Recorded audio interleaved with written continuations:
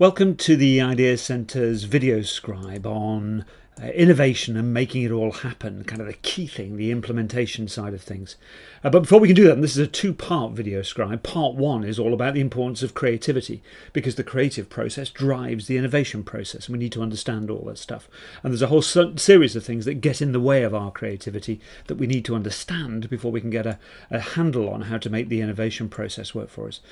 Stuff we know, the world around us is changing at an ever-increasing rate, and we kind of know this stuff. It means there's an exploding universe of opportunity out there for innovative, for creative, for entrepreneurial individuals and organisations. There's always something new around the place, which is fantastic, because all we have to do is grab onto the next big thing that's relevant to us and woof, we're off on our next innovation journey. Snag is that we as individuals and collectively as cultures in organisations, we can't keep up with that rate of change, and we get trapped in our world of what is, because fundamentally, if we're going to make a decision about what to do in the future, the first thing we do is we look backwards. We look at our past experience, our knowledge, our training, and based on that backward-looking perspective, we then make a decision today about how to behave in the future. So our future behaviour is entirely governed by our kind of the sum total of our collective pasts. We can improve, but much, much slower rate than this universe around us. And we get trapped in our world of what is, surrounded by an atmosphere of conventional and traditional thinking, which locks us into that space. Ideally, what we'd like to do is to unlock that atmosphere and from time to time allow ourselves to escape and access the true, genuine, innovative environment that's out there. The snag is we've got a whole series of mental blocks in place. Mental blocks operate inside every one of our brains, and we can't make those mental blocks go away. It's kind of fundamentally hardwired into our DNA. And whilst we can never make those blockages go away, if we know they're there, we can choose to use techniques that will allow us to overcome those blockages. And these techniques are all about creativity.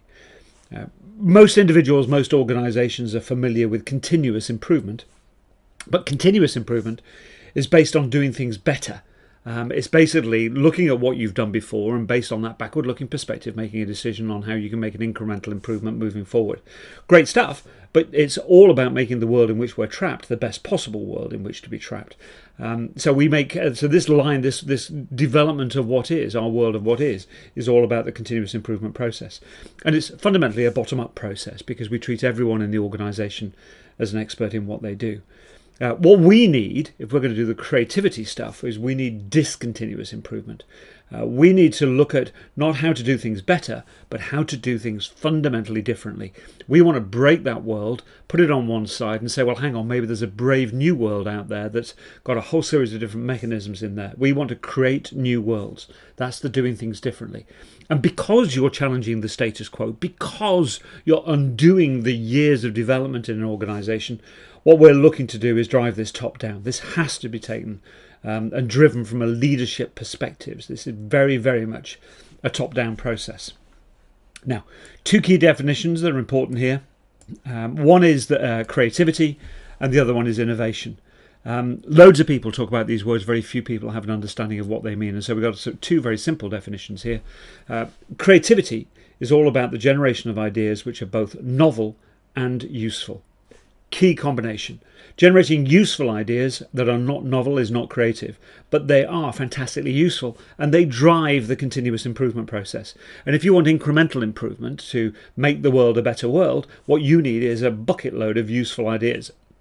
Unfortunately, we're all exceptionally good at it, but it will not drive the discontinuous improvement process. What we need for that is we need novelty, we need freshness, we need to think differently. And so we need that novelty to be part of the process.